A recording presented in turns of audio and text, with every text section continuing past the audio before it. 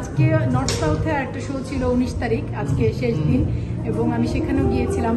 ওখানকার দর্শকদের একটা দারুণ ব্যাপার আমার লেগেছে যে সবই বেশিরভাগ নর্থ সাউথ বিশ্ববিদ্যালয়ের যারা শিক্ষার্থী, মানে একেবারে তরুণ প্রজন্ম, তারাও খুবই খুবই পছন্দ করছে। পুরো হল ভর্তি, মানে একটা সিট খালি নেই। আমার খুব ভালো লেগেছে, খুবই ভালো।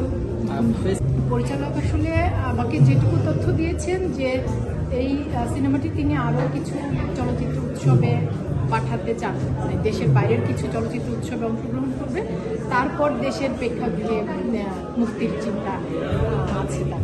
এটুকুই আমাকে জানিয়েছে। আমাকে আমার ওয়েব ফিল্ম আন্তনগর এবং গত বছর আমার দুটো ওয়েব ফিল্ম মুক্তি পেয়েছে, আন্তনগর এবং অসময়, মানে ওয়েব ফিল্ম ক্যাটাগরির জন্য আমাকে পুরস্কৃত করা হয়েছে। ভালো লাগছে। মিররকে ধন্যবাদ, আয়োজনের সাথে যারা সংশ্লিষ্ট তাদেরকে ধন্যবাদ।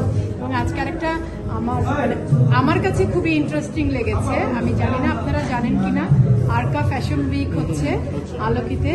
আজকে তাদের শেষ দিন ছিল এবং তানহা শেখ আমার ডিজাইনার, ওর ডিজাইনে র্যাম্পে হেঁটে এলাম একটু আগে, এই জন্যই আসতে দেরি হয়ে গেল। খুবই ইন্টারেস্টিং একটা কাজ ছিল। আমি তো নানা রকম কাজ করতে পছন্দ করি, খুবই কি বলবো, একেবারে তরুণ ইয়াং একজন ডিজাইনার। আমি খুব এনজয় করেছি কাজটা করতে। আপু তো প্ল্যান করে কিছু করতে পারে না, জীবনে কোনোদিন প্ল্যান করে কিছু করতে পারেনি।